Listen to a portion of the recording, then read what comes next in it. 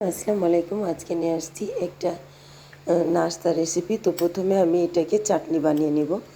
প্রথমে নিয়েছি ধনেপাতা, তারপর নিয়েছি আদা রসুন, তারপর নিয়েছি কাঁচামরিচ, তারপর নিয়েছি পেঁয়াজ। সব কিছু মিলে তারপরে আমি এখানে অ্যাড করব আর একটু কিছু। তারপর এখানে নিয়ে নেব 2 টেবিল চামচ দই। আপনি টক দই ইউজ করতে পারেন, আবার একটু মিষ্টি বানালে মিষ্টি দইও ইউজ করতে পারেন, তো আপনার ইচ্ছা। তো তারপর দিয়েছি লেবুর রস, তারপরে দিয়েছি জিরা গুঁড়া, তারপরে বিট লবণ দিয়ে দিবেন। আমি নর্মাল লবণ দিয়ে দিচ্ছি এখানে। তারপরে এই দেখেন আমার সসটা হয়ে গিয়েছে। এটা গ্রিন সস, এটা খেতে অনেক টেস্টি। আর এই দেখেন আমি নাস্তা বানাবো। তো প্রথমে আমি ডো বানিয়ে নিয়েছিলাম। সবাই ডো বানাতে পারেন। ময়দা তেল দিয়ে মেখে রেখে দিবেন 10 মিনিট। তারপরে এই যে এইভাবে লম্বা করে একটা রুটি বানিয়ে নেবেন পরোটার শেপে। তো আমার রুটিটা হয়ে গিয়েছে। তো দেখেন আমার এভাবে রুটি। তারপরে আমি রুটিটা ভালোভাবে এটাকে তাওয়ায় ছেঁকে নেব। ছেঁকে নিয়ে দেখেন আমি তারপরে ডিম দিয়ে দিব। ডিম দিয়ে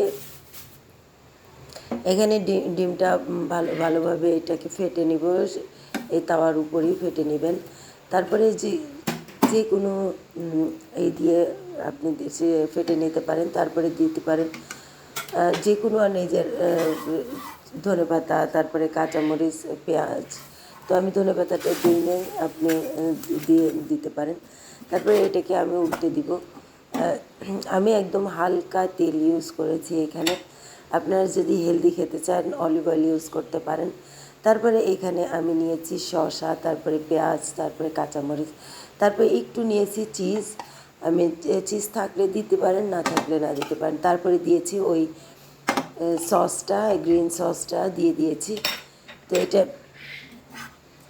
এটা খেতে আপনি সকালবেলা হেলদি নাস্তা যদি খেতে চান আপনি এটা খেতে পারেন।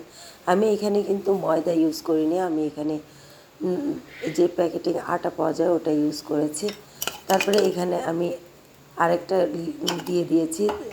তারপরে এখানে সব কিছু দিয়ে দেখেন আমি আবার এটাকে ফোল্ড করে নিব। আমি দুটা বানিয়েছি, তো দুটাই দেখিয়ে দিয়েছি।